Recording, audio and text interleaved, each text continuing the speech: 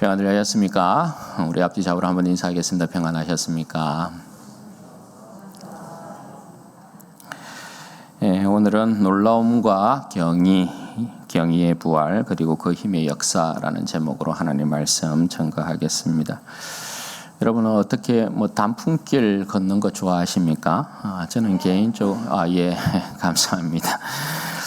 저도 개인적으로는 단풍길 걷는 거 굉장히 좋아하는데요. 올해는 단풍 구경을 제대로 못하고 지나간 것 같습니다. 여러분, 우리가 왜 보면 자연 경관 중에서 놀라움을 넘어서 경탄을 금치 못하는 것들이 있잖아요. 오색의 찬란한 산들을 보면 그렇고, 저는 단풍으로 우거진 산의 모습을 보아도 굉장히 그 길을 걸을 때 또 굉장히 행복하고 막 경탄을 금치 못하는 그런 모습도 있는데요. 그런 것도 그러하고 이과수 폭포 한번 가보셨습니까? 저도 못 가봤습니다. 그냥 보기만 봤는데 그런 것들도 실물을 가까이서 보면 경이롭다. 너무 놀라운 거죠. 그래서 사람들이 그런 훌륭한 경관들 이렇게 경치들을 보면 우와 그렇게 놀랄 수밖에 없는 것입니다. 그런데 여러분, 이 세상에서 가장 놀랍고 경이로운 사건은 다른 것이 아니라 바로 예수 그리스도의 부활 사건입니다. 여러분, 이 세상에 그 어떤 놀라움과 경이로움과는 비교가 되지 않는 사건이라 할 수 있습니다. 오늘 마가는 그 놀라움과 경이로움의 현장으로 우리를 안내하면서 그 부활의 영광이 우리의 것이다 이렇게 말씀해 주고 있습니다. 말씀 살피면서 은혜 나누도록 하겠습니다. 여러분, 마가는 예수님의 부활을 놀라움과 경이로움으로 가득 채워서 우리에게 증거합니다. 그도 그럴 것이 권능의 왕께서 죽음을 정복하고 다시 살아난 사건이기 때문에 그렇습니다. 지난 시간에 우리는 주님께서 십자가에 죽으시고 장사되신 사건에 대해서 살펴보았습니다. 아리마대 요셉이 예수님의 시신을 급하게 장사하였고 여인들이 그것을 또 지켜보고 있었습니다. 그렇게 안식일이 지나고 있는데 2절 말씀에 보시면 부활의 날을 어떻게 묘사하는가 하면 안식 후 첫날 매우 일찍이 해 돋을 때라고 이렇게 말씀하고 있습니다. 여러분, 부활의 날이 안식 후 첫날입니다. 부활의 날이 이제 새로운 세계에 있어서 첫째 날이다 이렇게 말씀하고 있는 것입니다. 옛 세계는 월화수목금토 이렇게 되었지만 부활을 통한 이제 새로운 세계는 주일로부터 시작해서 월화수목금토 이렇게 된다라는 것입니다. 새 세계의 백성은 옛 세계의 백성들처럼 태양빛으로 한 주를 시작하는 것이 아니고 이제 예수 그리스도로 말미암는 새로운 하나님의 백성들은 예수 그리스도의 부활의 빛 가운데에서 새로운 한 주를 시작한다 이렇게 말씀하고 있는 거죠. 그리고 그 부활의 날을 묘사할 때에 매우 일찍이 해 돋을 때 이렇게 표현하고 있습니다. 이 모습은 마치 부활로 말미암는 새 시대의 새 태양빛이 옛 세계의 어두움이 물러가기를 기다렸다가 주님께서 부활하자 말자 마치 기다렸다는 듯이 매우 일찍이 떠오르고 있는데 그 모습이 매우 힘차다. 그걸 이야기해요. 그래서 그 표현이 매우 일찍이 해 돋을 때라고 표현하고 있는 것입니다. 그러니까 마가는 예수님께서 부활하신 날을 매우 힘있게 새 시대의 태양빛이 비치면서 새로운 역사가 열리고 있는 놀라운 날로 묘사를 하고 있다 말입니다. 이것은 마가복음의 특징에 따른 것입니다. 여러분, 이 부활 사건도 이제 사복음서 마태나 마가나 누가나 요한복음이나 이 부분들을 비교해 보시면 부활을 묘사하는 내용들이 다 다릅니다. 예. 각 책에 맞추어서 그 특징에 맞추어서 묘사가 되어 있는데, 특별히 마가는 예수님께서 권능의 왕이시란 말이에요. 권능의 왕이셔서 이 부활도 굉장히 힘있게 예수 그리스도께서 죽음을 정복하시고 부활하셨다. 그래서 이 놀랍고 경이로운 역사, 이 역사가 바로 예수 그리스도의 부활의 역사다. 이렇게 마가는 증거하는 것입니다. 마가는 여러분 항상 예수님을 우리가 쭉 보았지만 어떻게 묘사했어요? 군대 색채를 가진 복음으로서 예수님께서 힘센 대장이시고 우리의 사령관이시고 권능의 왕이시다라는 모습으로 계속해서 강조를 했잖아요. 따라서 그 부활에 있어서도 영광의 왕께서 힘차게 새날과 새로운 시대와 역사를 열고 계신다라는 형태로 그렇게 표현을 해주고 있는 것입니다.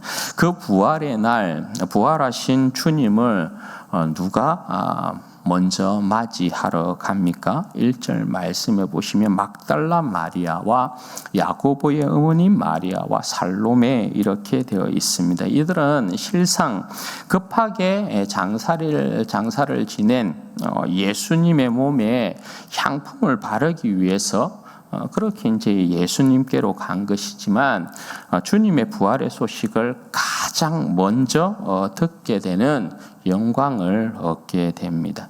그러니까 여러분, 이 모습도 무엇을 이야기하냐 하면 주님의 부활은 주님께서 사망을 정복하신 사건이잖아요. 주님께서 지금 죽음을 정복하시고 부활하셨단 말입니다. 그 부활의 주님을 누가 여러분 영접해야 되는 게 맞아요. 그러니까 죽음을 정복하고 개선 장군처럼 지금 부활의 그 영광 가운데 일어나셨단 말입니다. 그러면 개선 장군이 개선의 모습으로 이렇게 딱 올 때에 온 백성들이 맞이하면서 환영하고 기뻐하고 즐거워해 줘야 되는 게 맞잖아요. 부활의 왕께서 죽음을 정복하고 오시는 길이란 말입니다. 그러면 온 백성이, 특별히 그의 제자들이, 그의 백성들이 죽음을 정복하고 오신 주님을 열렬히 기뻐하고 즐거워하고 환영해야 되는 것이 맞단 말입니다. 그런데 제자들은 다 도망갔어요. 충실한 그의 장군이라고 한 자들은 전부 다 도망쳤어요. 그리고 그 백성들은 오히려 예수님을 십자가에 못 박아 죽였단 말입니다. 죽음에 넘겨줬단 말입니다. 그런데 여러분, 지금 여기에 그 당시에 아무것도 가진 것 없고 힘없는 이 여인들이 지금 주님을 맞이하고 있는 모습이에요.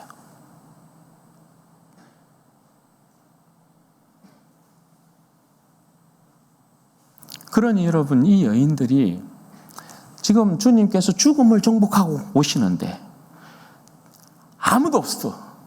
다 도망치고 아무도 없어.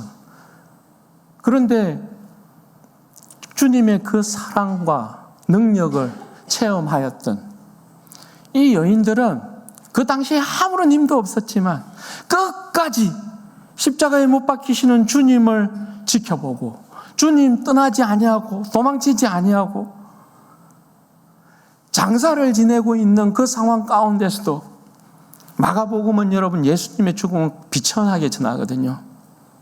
힘 있는 왕이신데, 권능의 왕이신데 예수님의 죽음을 비참하게 전하잖아요. 그래서 예수님의 죽음도 급하게 장사를 지내서 향품도 바르지 못했어요. 유대인의 그 장례식에 그 흔한 향품도 바르지 못했다고요. 요한복음은 예수님이 존귀한 하나님이시기 때문에 미리 예비하여서 향품까지 바르고 고운 세마포로 막 단장을 하고 그런 형태로 장사를 지내요. 영광의 왕을 장사 지내는 모습으로 묘사를 해요. 그러나 마가복음은 예수님이 비천하게 죽는다고요. 권능의 왕이신데. 그래서 향품도 바르지 못했어요. 그래서 그 향품을 바르기 위하여서 이 힘없는 여인들이 예수님께로 가고 있는데 이 여인들이 지금 어떤 영광을 누리고 있는 거예요?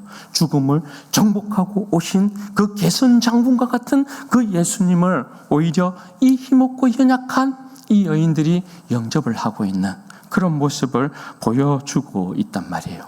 그러니 여러분, 예수님께서 이 여인들을 볼 때 얼마나 사랑스럽겠어요? 얼마나 귀하겠어요? 이 여인들은 마치 그런 거죠. 주인이 올 때 잠들지 아니하고 그 주인을 맞이하는 종들과 같은 그런 여인들의 모습 아니겠어요? 그죠? 그러니까 성경은 지금 이 여인들의 믿음을 이런 식으로 칭송하고 있는 거예요. 끝까지 주님 배반하지 아니하고 주님 장사 지내는 일에 있어서 향품을 바르기 위해 갔지만 죽음을 정복하고 오신 예수님을 첫 번째로 맞이한 여인들이 바로 이 여인들이었다. 그렇게 이야기하는 거예요. 여러분, 다시 오실 주님 누가 먼저 맞이할 수 있을까요? 다시 오실 주님 맞이하는 사람들, 그런 사람 아니겠어요? 마라나타의 신앙을 가지고 그죠? 깨어 있어서 오매불망 언제 내 주님 오시나, 그거 기다린 사람이, 하늘 바라보고 하늘에 소망을 두고 있는 사람이 다시 오실 주님 먼저 맞이하겠죠. 땅만 보고 있는 사람들, 세상 사랑하고 있는 사람들, 세상에서 흥청망청하고 있는 사람들이 다시 오실 주님 먼저 맞이할까요? 그렇지 않겠죠.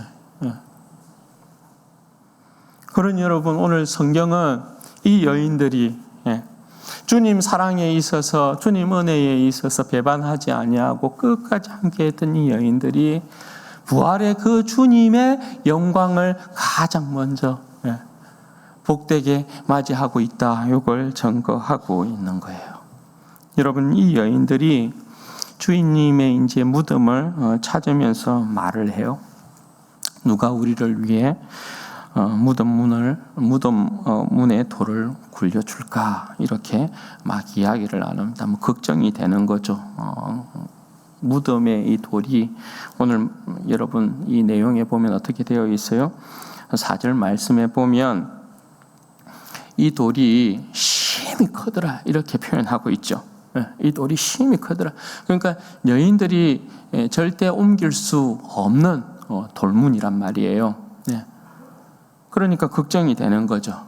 그런데 이 여인들이 주님 무덤으로 이렇게 딱 와보니까 어떻게 되어 있어요? 돌문이 이미 굴러져 있어요.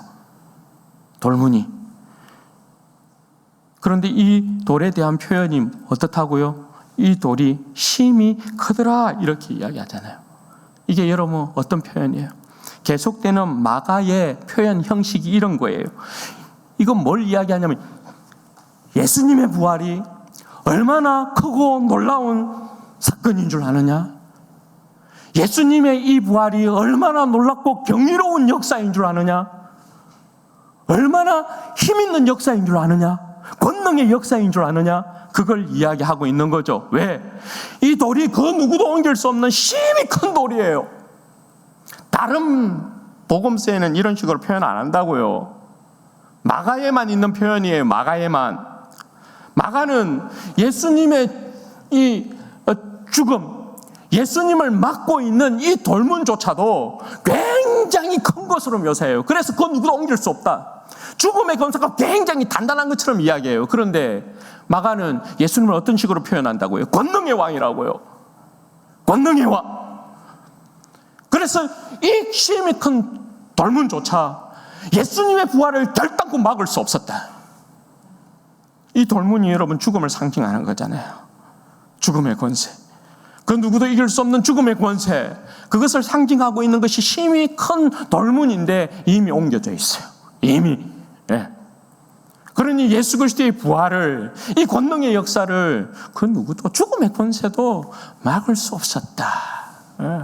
그걸 강조하고 있는 것입니다. 여러분, 여인들이 돌문이 옮겨져 있는 것을 보고 놀라서 무덤 안으로 이렇게 들어갔는데 또 한 번 거기에서 또 놀라운 일을 또 목격해요. 그게 여러분 뭡니까? 그러니까 마가는 계속해서 놀라움의 연속을 증거해요. 놀라움의 연속을. 여인들이 또 놀랄 수밖에 없었어요. 왜 그래요? 흰옷 입은 청년 하나가 우편에 앉아 있는 것입니다. 여러분, 다른 복음서에서는 청년 하나가 이렇게 앉아 있다 표현하지 아니하고 천사 둘, 이런 식으로 표현하고 있어요. 천사 둘이 예수님의 부활을 전가하는 형식. 왜냐하면 다른 복음은 둘을 정인의 수로 이렇게 이야기해서 예수님의 부활이 확실하다에 대한 부분을 이렇게 이야기하는데, 마가복음은 청년 하나가 우편에 앉았다가 예수님의 부활의 소식을 전해요. 그 이유가 여러분 뭐예요? 마가복음은 군사 색채이기 때문에 예수님께서 그의 전령을 보내는 형태예요. 전령을 보내서 예수님의 부활을 전가하는 형태이기 때문에 청년 하나가 이렇게 표현을 하고 있는 것입니다. 그래서 그 청년 하나가 어떻게 여러분 천사를 이야기하는 것이겠죠. 그 천사가 여러분 어떻게 이야기합니까? 놀라지 말라 이렇게 말하면서 주님께서 다시 살아나셨다. 이 주님 누우셨던 이 곳을 한번 봐라. 주님 다시금 살아나셨다. 그리고 제자들에게 베드로에게 이야기해라. 갈릴리에서 같이 보자고 이렇게 이야기해라. 그렇게 소식을 전하도록 그렇게 말씀을 하고 있어요. 여기서도 여러분 강조하고 있는 게 여러분 뭐예요? 놀라지 말라. 놀라지 말라. 여인들에게 놀라지 말라. 이렇게 이야기하잖아요.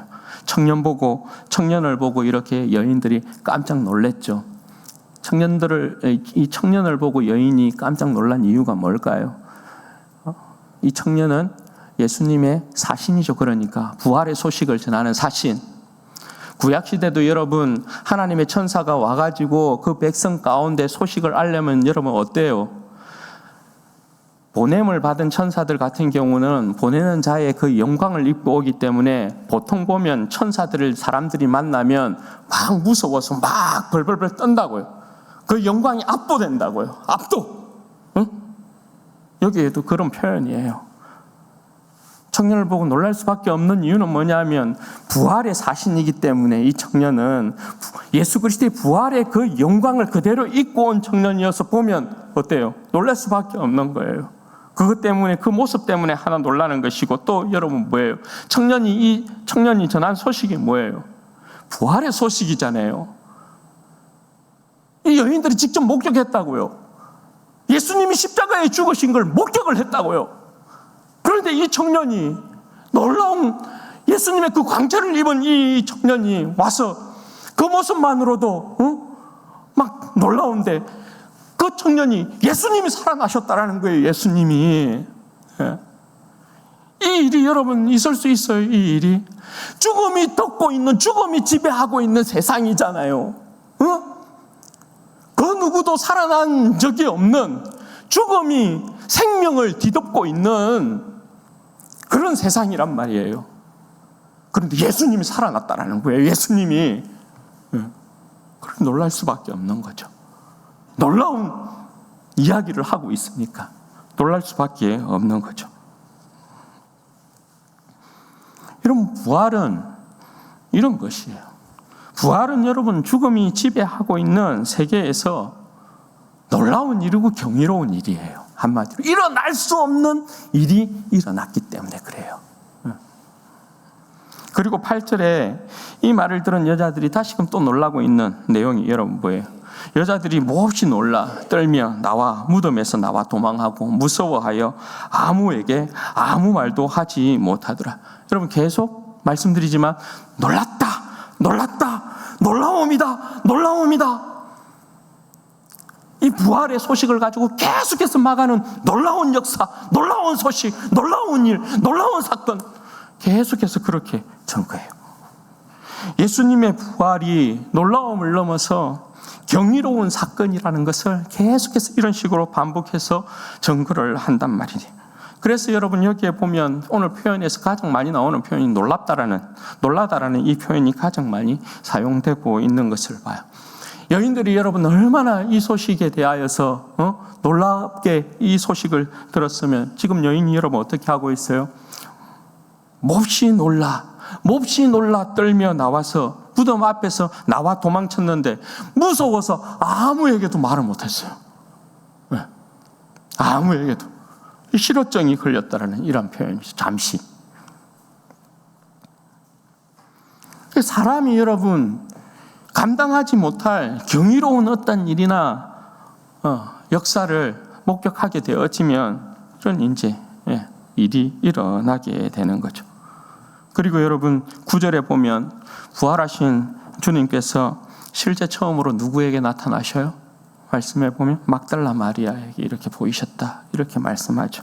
그런데 여러분 막달라 마리아는 사실 오늘 여기에 같이 간 야고보의 어머니나 살로메 이 여인들을 대표한다라고 할 수 있어요. 그런데 예수님께서 실제 그 부활의 영광의 모습을 가장 먼저 보인 사람은 막달라 마리아다 이렇게 이야기해요. 그런데 여러분 여기에 보면 막달라 마리아에 대한 설명이 여러분 뭐예요? 막달라 마리아에 대해서 설명하기를 전에 7 귀신을 쫓아내어 주신 마리아 이렇게 되어 있어요. 그럼 여러분 여기에서 무엇을 여러분 강조하고 싶은 것이에요? 마리아에게 부활의 영광을 가장 먼저 예수님께서 안겨주고 계시는데 그의 사랑 가운데서 배반하지 아니하고 끝까지 주님을 따랐던 이 여인에게 너무나 귀한 이 여인에게 주님께서 그 부활의 영광을 가장 먼저 알려준과 동시에 이 여인이 어떤 여인이었다고요? 전에 7 귀신에 사로잡혀 있었던 여인인데 예수님께서 이 여인을 7 귀신에서부터 자유케 만들었다고요. 그러면 여러분 7 귀신이 상징하는 게 뭡니까? 7 귀신이라는 것은 완전한 죽음의 권세에 사로잡혔던 여인이 막달라 마리아였다라는 것을 이야기하잖아요. 그 여인을 해방시킨 권능의 왕이 누구라는 거예요? 예수님이라는 거예요. 예수님. 그 예수님께서 귀신의 권세를 완전히 박살낸 그 예수님께서 지금 죽음의 권세까지도 정복하고 일어나셨다, 부활하셨다, 이것을 강조하고 있는 거죠.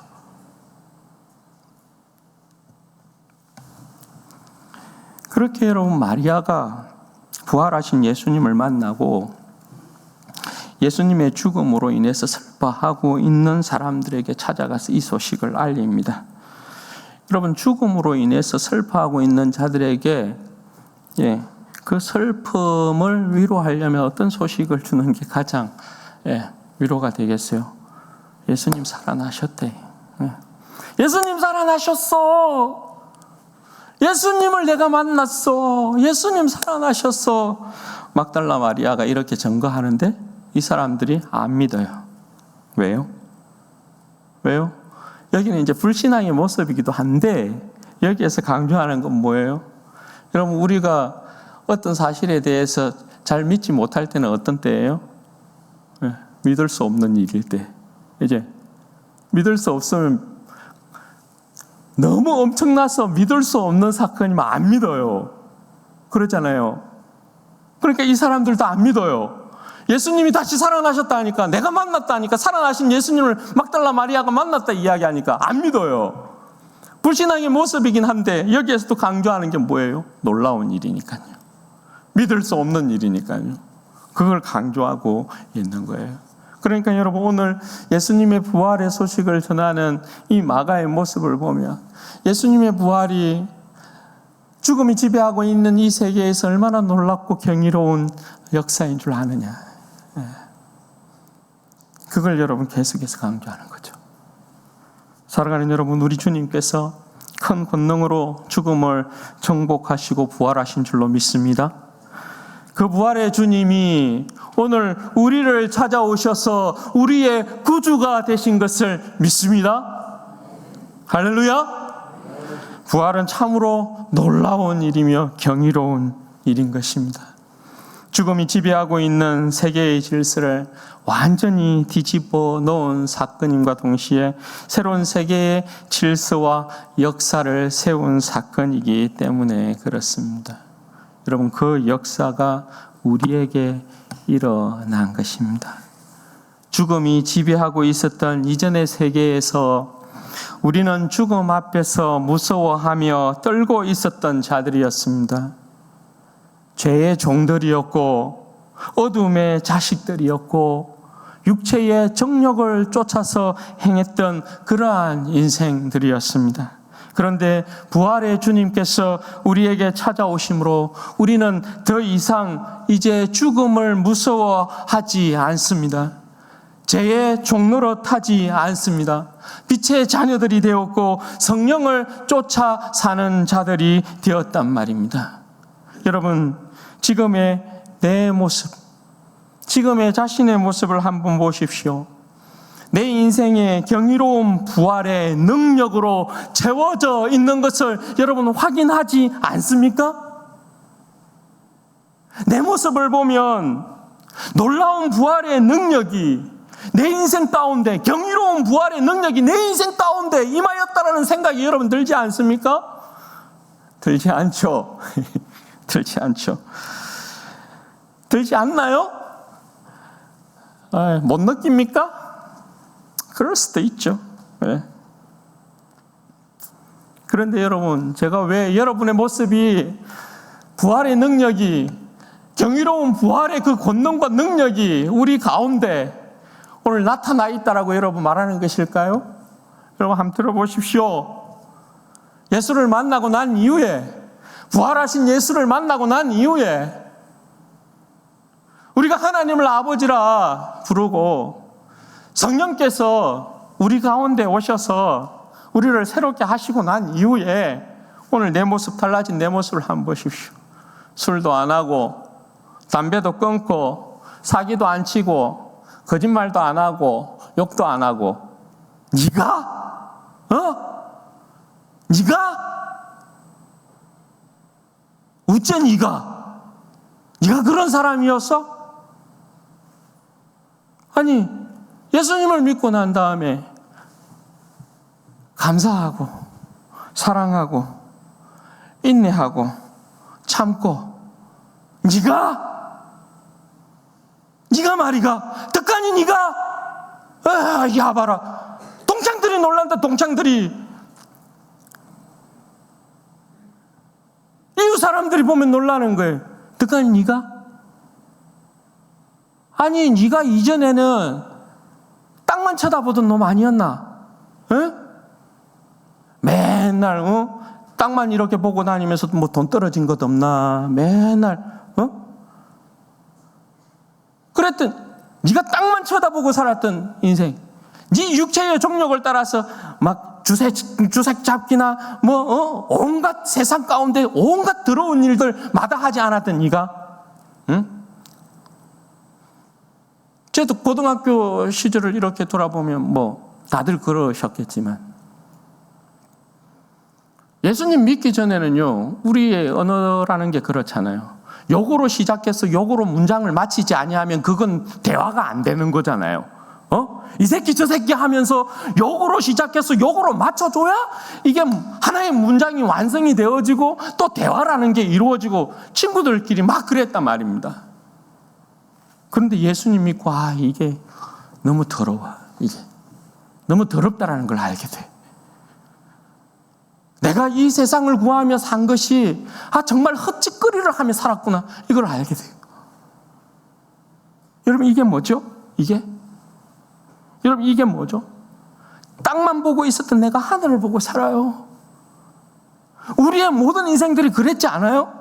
우리의 모든 인생들이 땅만 보고 살았는데 우리의 인생이 부활의 예수님이 우리를 찾아오고 난 다음에, 우리가 예수님을 만나고 난 이후에 우리가 하늘을 보고 살아요. 하나님의 나라를 갈망하며 산단 말이에요. 이게 여러분 뭐예요? 이게 지금 부활의 놀라운 능력과 경이로운 역사가 내 가운데 임했기 때문에 일어나고 있는 일이라고요. 그럼 아십니까? 이걸?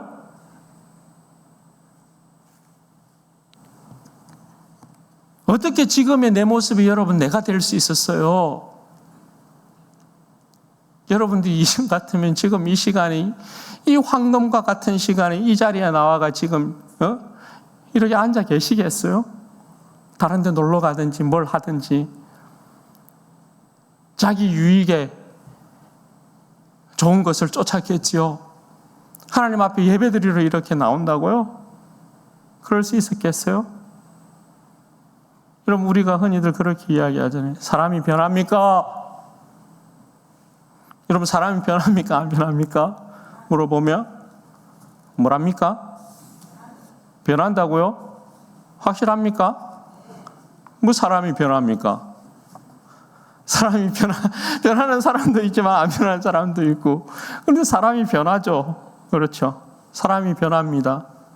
사람이 변합니다. 그런데 여러분, 사람이 어떻게 변화됩니까? 우리가 여러분 어떻게 변했나요? 사람은 쉽게 변하지 않습니다. 그런데 사람은 변합니다. 어떻게 변했는가? 우리가 여러분 어떻게 변했을까요? 우리가 변한 건 여러분 예산 일이 아닙니다. 왜 그러냐? 여러분, 에베소서에 보면 사도 바울이 우리의 변함에 대한 부분을 이런 식으로 이야기합니다. 에베소서 1장 19절에서 20절 말씀을 보시면 사도 바울이 이렇게 이야기합니다.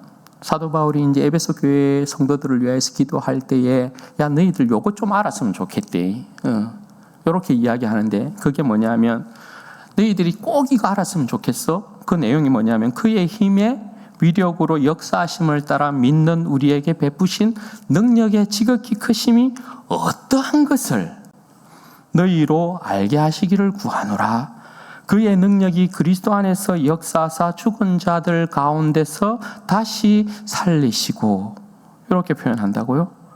여러분, 요 말씀이 뭔지 한번 천천히 뜯어볼게요. 사도 바울의 말에 따르면 하나님께서 그리스도를 통해서 우리의 인생 가운데 이미 놀라움과 경이로움의 사건을 일으켰다는 거예요. 그게 여러분 뭡니까? 죄와 허물로 죽었던 우리의 인생을 다시금 살리셨다, 이렇게 이야기해요. 죄와 허물로 죽은 우리의 인생을 다시 살리셨다.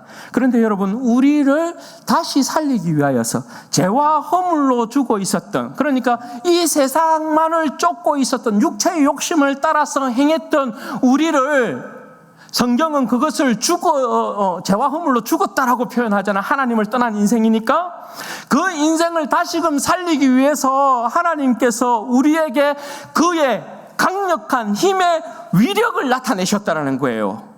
그의 힘의 위력을 나타내셨다라는 거예요. 그러면 여러분, 하나님께서 우리를, 죽음 가운데 있는 우리를 다시 살리시기 위하여서 그분이 나타내신 그의 힘의 위력이 뭐냐? 그의 힘의 위력이 뭐냐? 여러분, 그 힘의 위력이 뭔가요? 하나님께서 이전에 이스라엘 백성을 애굽 땅 가운데서 구원하시기 위하여서 그가 베푸신 그 힘의 위력이 여러분 뭐였어요? 10가지 재앙을 하나님께서 그 힘의 위력으로, 능력으로 10가지 재앙을 막 물리쳤어요. 그죠? 하나님께서 그 힘의 위력으로 홍해를 갈랐어요. 홍해를. 하나님께서 광야에서 그 백성들을 먹이시기 위하여서, 그 200만이나 되는 백성을 먹이시기 위해서 만나와 메추라기를 내려주셨어요. 반석을 내리쳐서 물을 냈어요.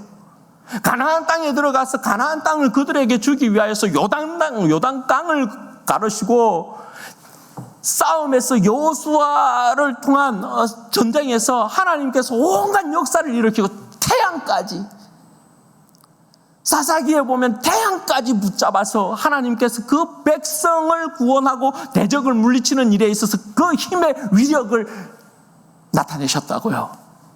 그 힘의 위력을. 그죠? 그런데 여러분, 언제? 이 이스라엘 백성을 위하여서 그 수많은 위력을 나타내신 그 하나님께서 언제? 그 백성을 살리기 위해서 아들을 통해 죄를 정복하고, 아들을 십자가에 죽이셔서 죄를 정복하고 성령의 능력으로 그 백성을 다시금 살리신 일이 있습니까? 있냐고요? 하나님께서 그 옛날 그 이스라엘 백성들 가운데 그의 모든 위력들을 나타내었어도 하나님께서 언제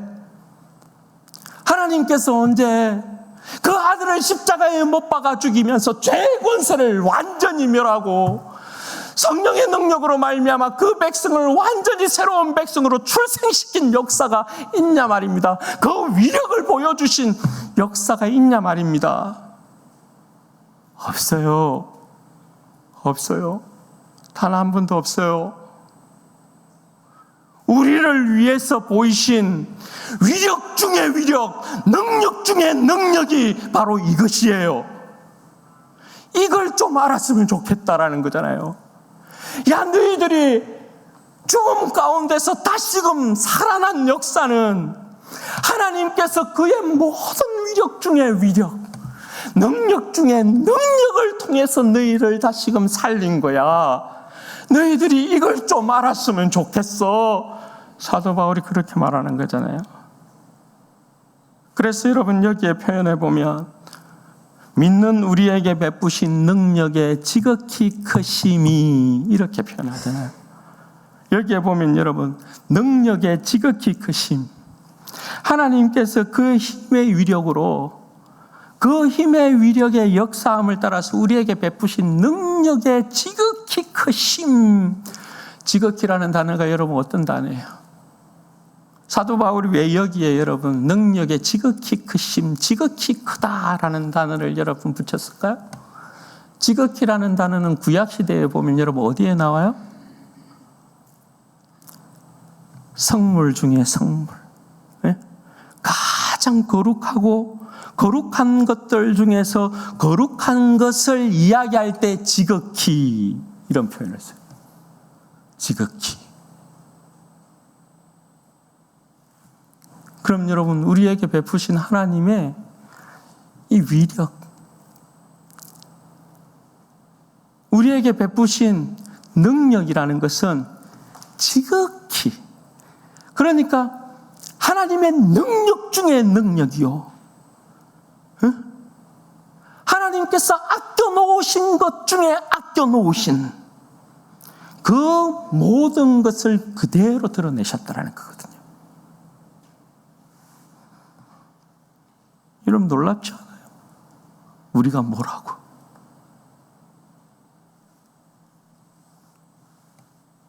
하나님께서 우리의 구원을 위하여서 그 이전에 단 한 번도 내어 보이지 아니하였던 그 자신의 위력, 그 자신의 능력을 보이신 사건이 바로 예수 그리스도의 십자가의 죽음과 부활의 사건이다.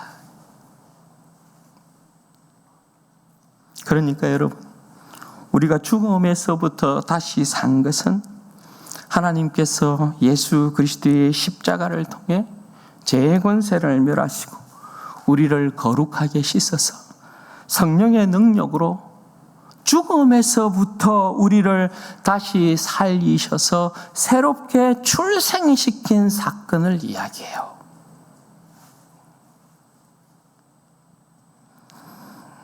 그래서 여러분, 우리를 새로운 피조물이라고 하는 것입니다.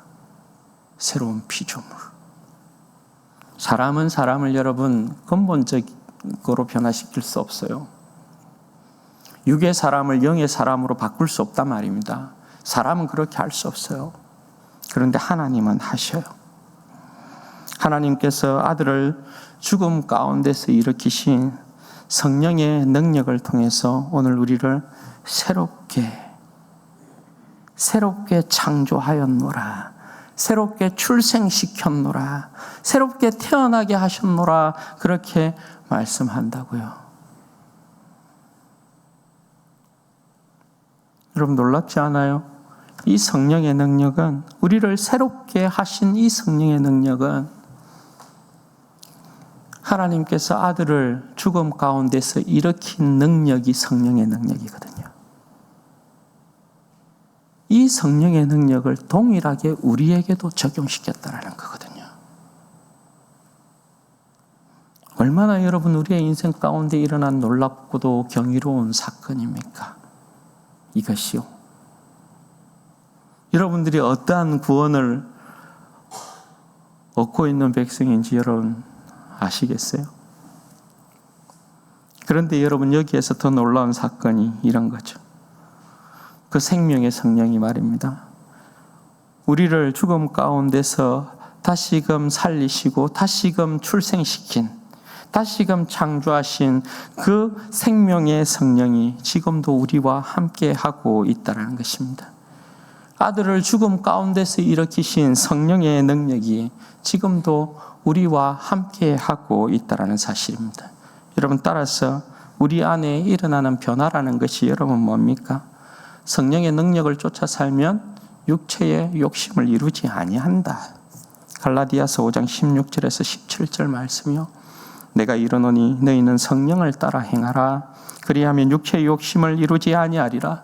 육체의 소욕은 성령을 거스리고 성령은 육체를 거스르나니 이 둘이 서로 대적함으로 너희가 원하는 것을 하지 못하게 하려 함이라.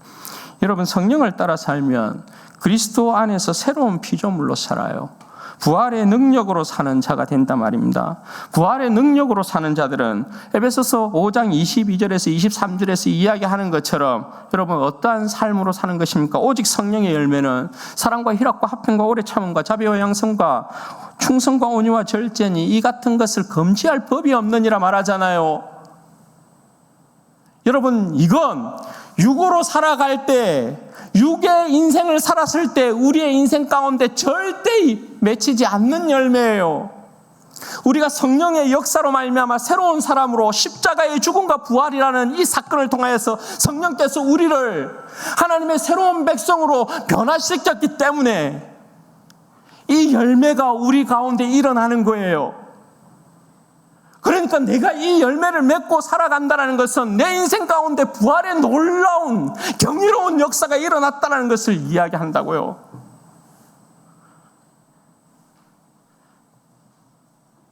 부활의 성령을 따라 살 때만 내 인생에 하나님의 자녀로서의 삶의 새로운 변화라는 것이 여러분 찾아와요. 이건 여러분 우리의 인격뿐만 아니라 우리의 삶에서도 그래요.